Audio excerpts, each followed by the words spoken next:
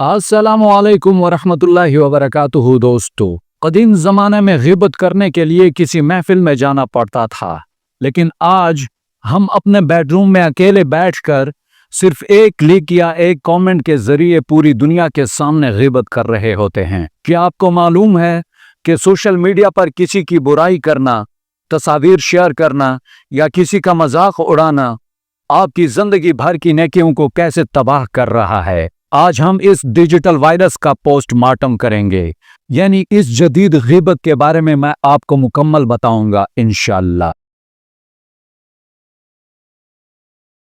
तो दोस्तों, सवाल पैदा होता है कि ग़ीबत क्या है? ग़ीबत यह है कि अगर आप किसी के सामने कोई भी बात ना कर सको और उसके पीछे कोई बात करो तो वो ग़ीबत में शुमार होगी।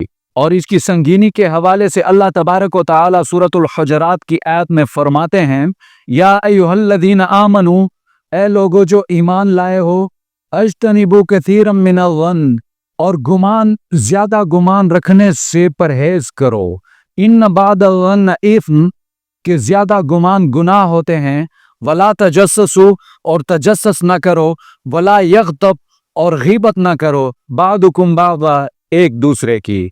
अयुहिब्बु अहदुकुम, क्या तुम में से कोई पसंद करेगा, अन याकुल लहमा अखीहि मैतन फकरिहतुमूह, कि वो अपने मरे हुए भाई का गोश्त खाए और यकीनन तुम इससे घिन खाते हो। वत्तकुल्लाह, तो अल्लाह से डरो। इन्नल्लाह तव्वाबुर रहीम, और अल्लाह बड़ा तौबा कबूल करने वाला और रहीम है। अल्लाह अकबर।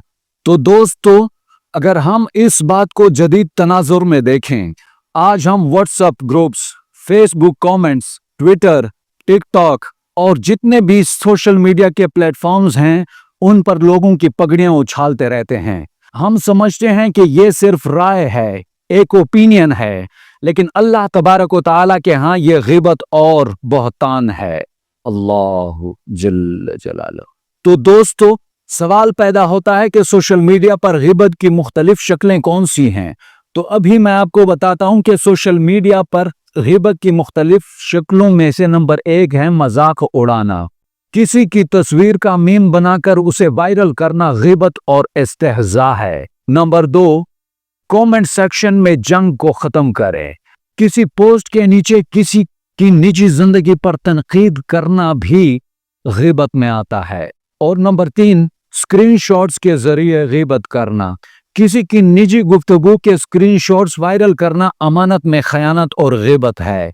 और नंबर 4 पे है बिला तहकीक शेयरिंग करना भी ग़ीबत है, क्योंकि अफवाहों को फैलाना जो अक्सर झूठ और ग़ीबत पर मबनी होती हैं। तो दोस्तों, अब मैं आपको बताऊंगा कि इसके नफ्सियाती और रूहानी नुकसानात कौन से हैं। इसके नफ्सियाती और रूहानी नुकसानात ये हैं, सबसे पहले नेकियों को ज़ाया करते हैं। क़यामत के दिन आपकी नेकियां उस शख्स को दे दी जाएंगी जिसकी आपने फेसबुक पर, टिकटॉक पर, यूट्यूब पर, इंस्टाग्राम पर और जितने भी सोशल मीडिया के प्लेटफॉर्म्स हैं उन पर उनकी बुराई की होगी।